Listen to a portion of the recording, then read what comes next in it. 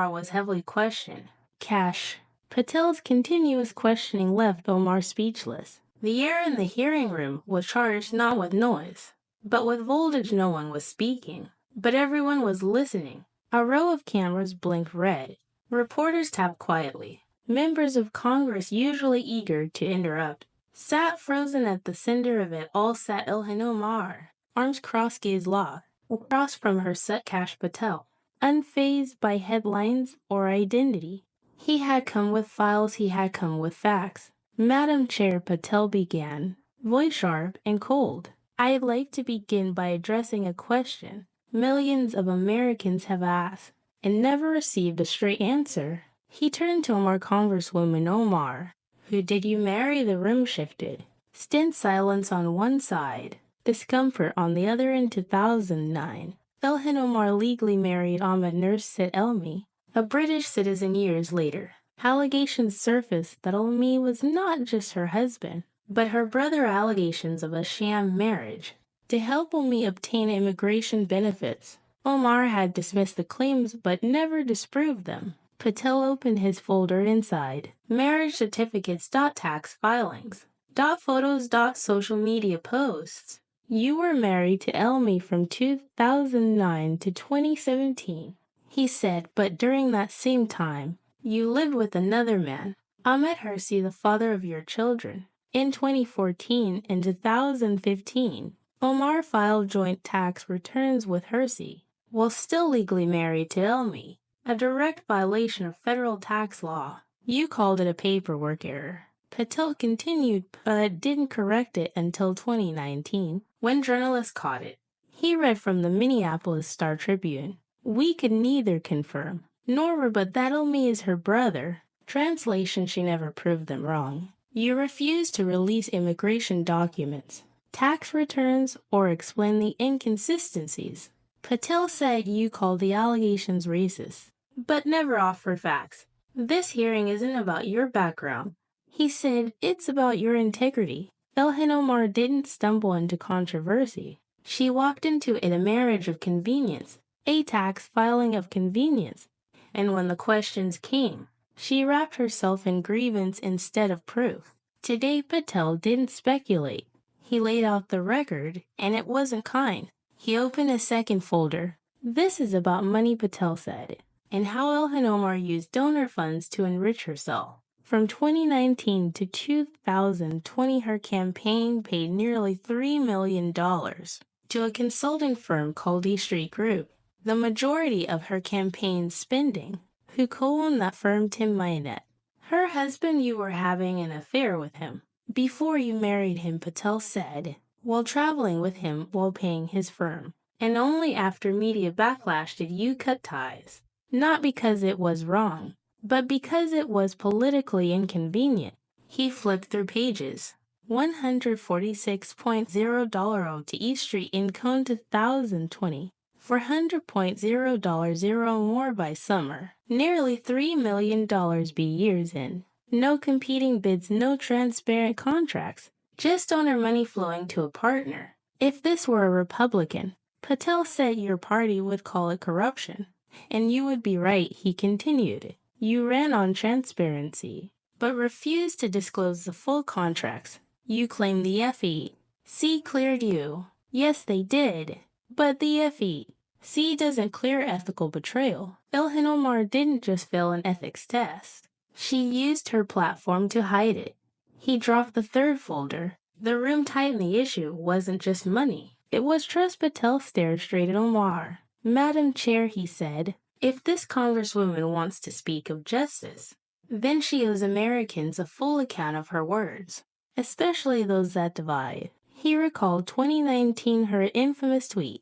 It's all about the Benjamin's baby. She was referencing Israel. You weren't critiquing policy. Patel said you invoked an age-old trope, that Jews use money to control politics. The backlash was swift. Speaker Pelosi issued a rebuke. Jewish colleagues condemned it. Omar dismissed it, played the victim at a D.C. event. She doubled down. Why can I criticize the NRA or Big Pharma, but not APC? Then Americans are pushed to pledge allegiance To a foreign country, you weren't debating policy. Patel said, "You were questioning the loyalty of Jewish Americans." He quoted her own words, "Some people did something." That was how Omar described 9/11s in a 2019 speech. "You didn't say terrorists or Al-Qaeda, just some people, the families of 9/11's victims, wrote open letters. Veterans Doc condemned her. She didn't apologize, she blamed racism. You turned a national tragedy into a punchline," Patel said, and then called outrage Islamophobia. He cited a 2013 interview. Omar mocked how professors pronounced Al-Qaeda laughed. "That's not nuance," Patel said. "That's a pattern." By the time he sat down, the room didn't breathe, and Ilhan Omar, once cloaked in identity and protection, sat exposed. The room had barely recovered from the shock of the opening confrontation when Cash Patel turned the page. He wasn't done, not by a long shot. The air was tight, no longer just heavy with discomfort, but dense with anticipation. And Ilhan Omar knew it. "Madam Chair," Patel resumed, tapping the folder in front of him, "we've addressed your questionable marriage. Now we follow the money." He flipped open a second file. This one thicker dot tapped in red. "Campaign finance records. Vendor receipts. DOT flight logs." Patel wasn't hunting. He was documenting between 2019 and 2020. Congresswoman Omar's campaign paid over $2.9 million to a consulting firm named The Street Group, the same firm co-owned by her romantic partner, now husband Tim Mannett. Gasps didn't escape the room. This time it was beyond shock, now closer to resignation. This wasn't a surprise to many on the DOT committee, but no one had ever brought it forward like this. Not under oath, not with evidence projected on screens beside them. These payments, Patel continued, voice clinical, comprised over half of her campaign's total expenditures. During that cycle, no competing bids, no transparency, just checks as big ones. He pointed to the screen cone. $220, $146.0 so too, $400.0 more. End of year, just shy of $3 million. Omar sat stone-faced, arms still crossed, though her grip was tighter now. Her jaw worked slightly as if grinding teeth. This wasn't a staffing cost. Patel clarified this was campaign money. Donor money redirected to a man traveling with her, staying with her, living with her, all under the label of consulting. He paused, and when questioned, she claimed it was all legal. And technically it was. But this hearing isn't about what's legal. It's about what's ethical. Omar finally spoke. "The FEC cleared it, yes." Patel nodded. "But the FEC doesn't clear conflicts of interest. They don't police moral betrayal." He turned to the panel. "Imagine for a moment that a Republican, any Republican, used their campaign funds to enrich a romantic partner. Would this chamber stay silent? Would the press?" Patel didn't wait for answers. Congresswoman Omar funneled millions to a man she later married while running on a platform of accountability and clean governance. She promised transparency. Instead, she built a machine. He held up a statement from a former staffer. This contract was a formality. It read decisions were made before the ink dried. The chair asked Mr. Patel, "Are you suggesting campaign fraud?" "I'm suggesting campaign betrayal." Patel replied flatly, "And if Congress refuses to enforce standards for its own members, it has no business legislating them for the country." The Democrats on the panel shifted. A few scribbled notes, but none interrupted. Omar's usual defenders stayed silent, not from fear, because there was nothing to say. Then came the kicker. "Congresswoman, did you use campaign money to pay for trips with Mr. Monnett before he was your husband? Did those expenses count toward consulting, or were they something else entirely?" No response. "You talk about justice for all, Congresswoman, but the receipts show justice for you, and a $3 million detour for everyone else." A projection flashed across the screen behind him, an itemized list of flights, hotel stays, and overlapping campaign stops with Tim Monnett. "These aren't coincidences," Patel said their coordinates. A moment later, he flipped to the next page. And this isn't her first time. In 2016, while running for state office, Congresswoman Omar was fined for misusing campaign funds for personal travel and legal services. He tapped the record. She was ordered to repay the funds and penalized, not once but twice. He looked directly at her. Patterns matter, Congresswoman. The past may not convict you, but it does reveal you silence again. Only now it wasn't tactical. It was defensive. You say you're under attack for being a woman of color, a Muslim and immigrant, but you're not being questioned for who you are. Patel closed the folder. This part of the hearing isn't about race. It's about receipts, and the receipts are undeniable.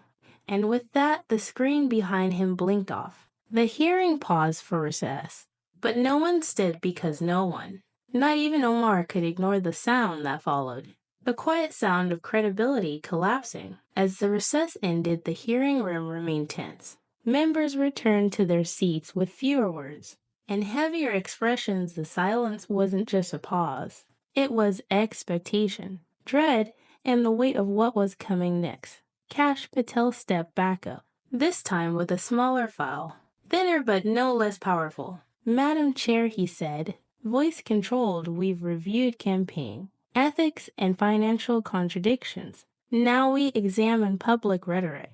He turned toward Ilhan Omar, Congresswoman taught in February 2019. "You tweeted, 'It's all about the Benjamins.' Baby. You are referencing Israel and political donations."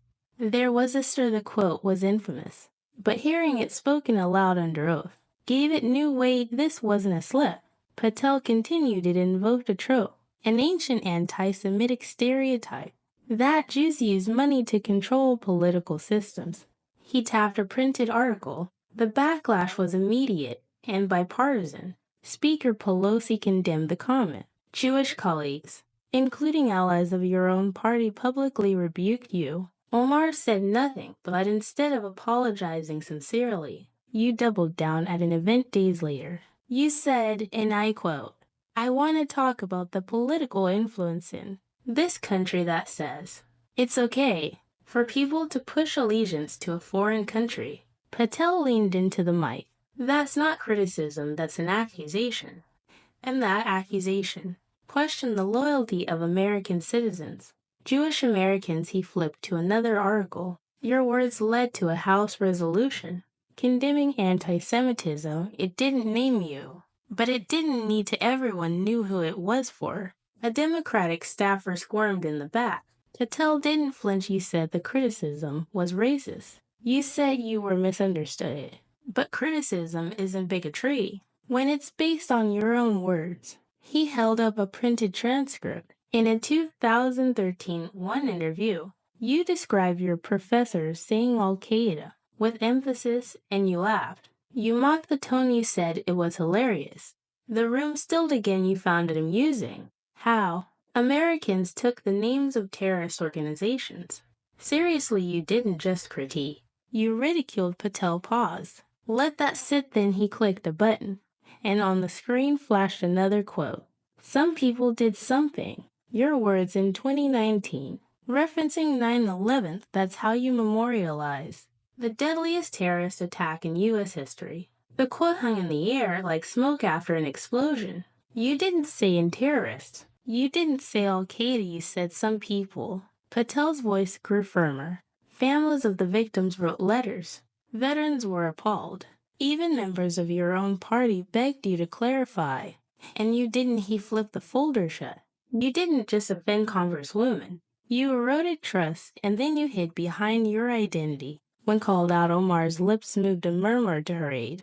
But no rebuttal came. Not now. Patel continued, eyes scanning the room. In this chamber, words matter. They form law, shape alliances, define justice. When those words turn into veiled attacks, hidden slurs, or dismissals of national trauma, we are not just divided, we are endangered. He pointed to Omar. This isn't about you being Somali. It isn't about your religion. It's about the harm you cause with your own words. A long silence followed. You speak of being a voice for the voiceless. but your voice has left wounds. Patel stepped back, and the record shows it. By the time the fourth folder hit Patel's desk, the atmosphere had shifted from contentious to solemn. This wasn't a clash of ideologies anymore. This was the unraveling of a public figure's integrity. Piece by piece, Patel straightened his papers and addressed the chamber once more. Madam Chair, we've discussed rhetoric. Now we confront something deeper: allegiance. All eyes fixed on him. Congresswoman Omar has styled herself as a refugee. Success story: a Somali American who overcame the odds. That's admirable on its face. He opened the folder slowly, but in 2024 a transcript emerged from a Somali language speech you gave to a diaspora gathering. It was translated by 3 separate linguists. You said, and I quote, "We are inside the system, and we will use it to protect Somalia's interests." The room shifted. Patel didn't let up. Congresswoman, that was not a comment on heritage. That was a confession of intent. You weren't speaking as a U.S. representative. You were speaking as an agent of another interest. Omar exhaled sharply. That translation was distorted. Patel raised his hand. It wasn't the first time your loyalty was questioned. Let's revisit your 2016 letter to a federal judge, requesting leniency for 9 Somali Americans convicted of trying to join ISIS. You didn't call for justice. You called for compassion for terrorists. He held up a printed letter. You wrote, "We must consider the roots of radicalization and offer rehabilitation." ESPs echoed. You sit on the Foreign Affairs Committee. You receive briefings. You are entrusted with classified information. And yet you advocated on behalf of individuals aligned with a terror group that beheads children. Omar's voice was tight. I believe in restorative justice. In redemption. Patel didn't blink. Redemption isn't the issue. Trust is the trust of the people, who expect their representatives to stand against extremism, not rationalize it.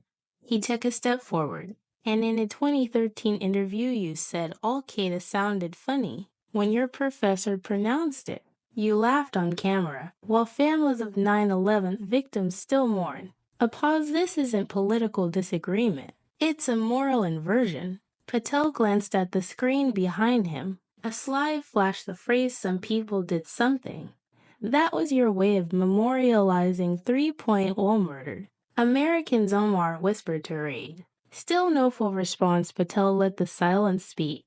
This is no longer about politics. This is about who you serve. He dropped the final sheet.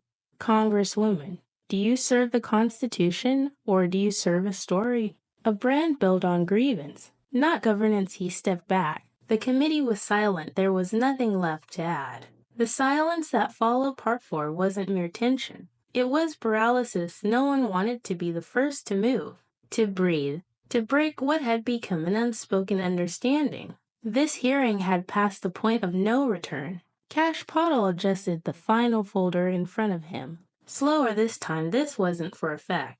It was respect for the gravity of what came next. Madam Chair, he said, quieter now in the final 2 chapters. We address not just misconduct, but the moral architecture Congresswoman Omar has built around it and used as insulation. He tapped the folder. This is about how you defended the indefensible. He pulled out the letter in 2016. You wrote this to U.S. District Judge Michael Davis, a plea not for victims, but for perpetrators. You asked for leniency for 9 Somali American men who attempted to join ISIS.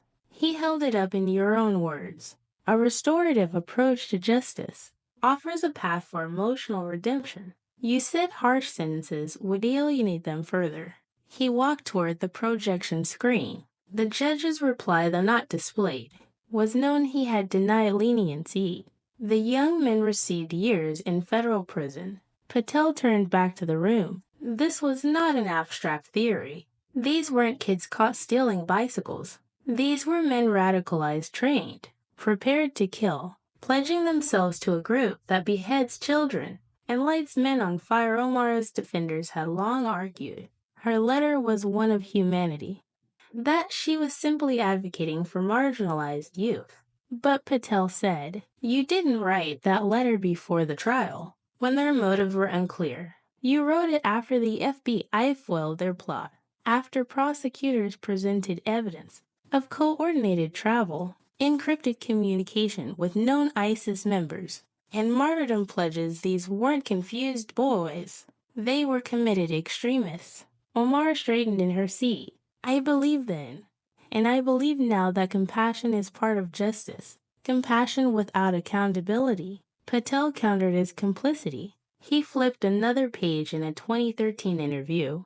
"Congresswoman Omar, you joked about terrorism. You mocked how your professor pronounced Al-Qaeda. You laughed the clip had circulated for years." Omar smiling, describing her professor's rising shoulders and serious face when saying the names of terror groups. "You were amused," Patel said, "by the very name that still haunts the families of 9/11's victims." He turned to the panel. "Every member of this committee knows humor has power.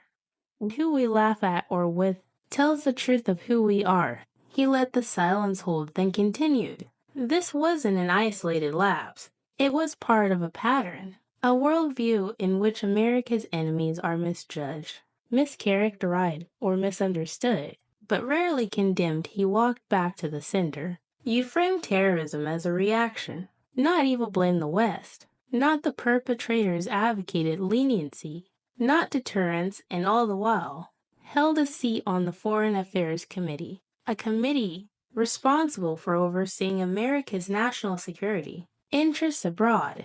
He raised his voice not with volume but at conviction. "That's not a difference in philosophy. That's a difference in allegiance."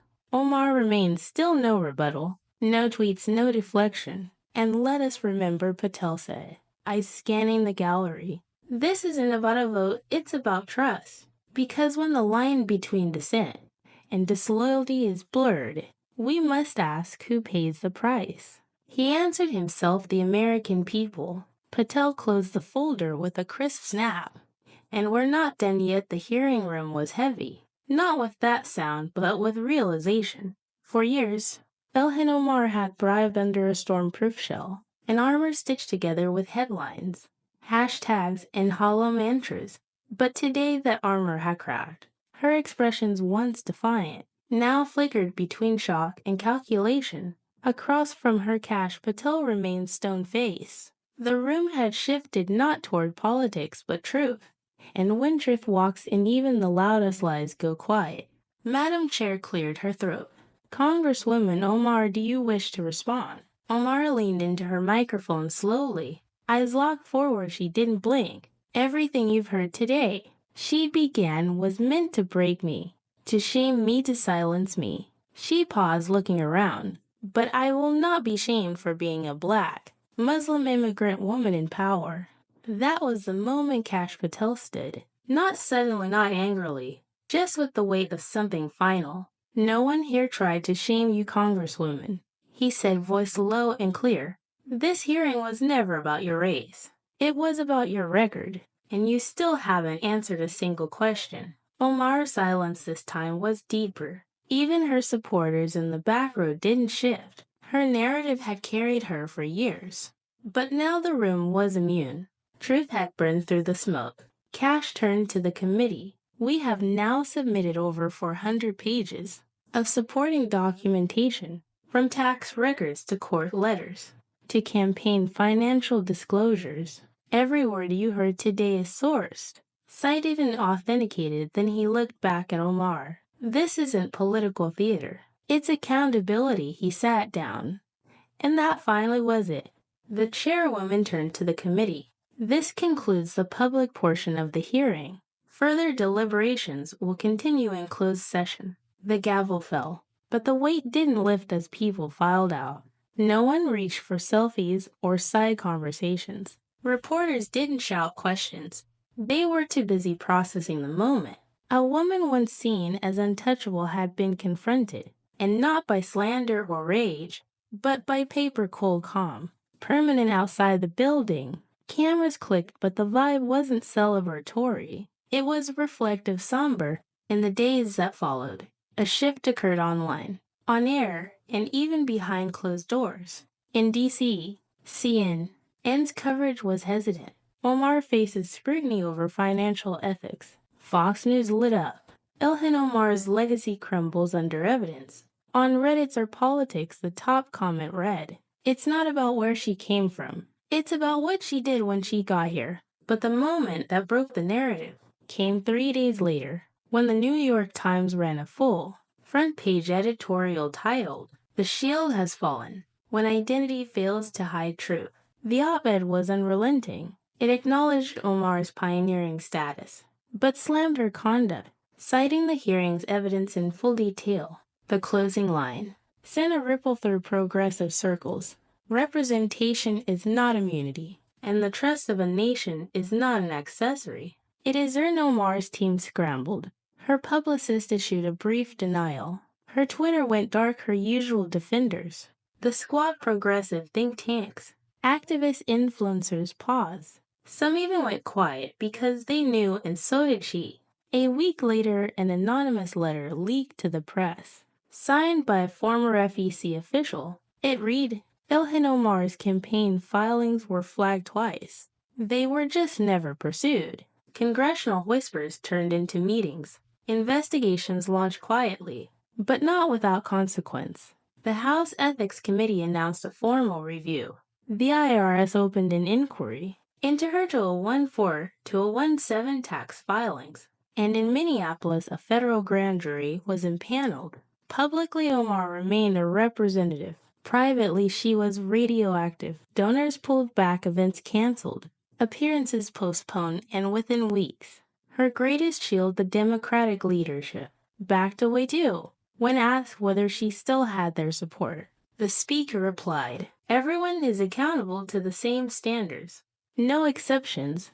That was the sound of the floor crumbling beneath her. 1 month later, Omar stood at a podium, flanked not by allies but attorneys. She read a statement, legal cautious, empty. "I've always served with integrity," she said, "but I recognize the importance of process and transparency. I will cooperate fully." The room was cold, no applause, no rallying cheers, just the weight of a name that no longer inspired fear. Only questions meanwhile. Cash Patel returned to private life. No book deal, no press tour. Just a binder now, archive, and a job well done.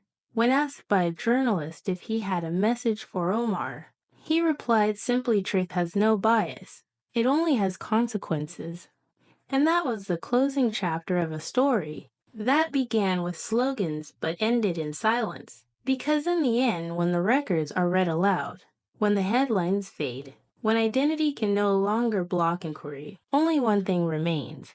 What did you do when no one thought they could stop you? For Ilhan Omar, the answer was now written, line by line, page by page, and history, not hashtags, would be the one to judge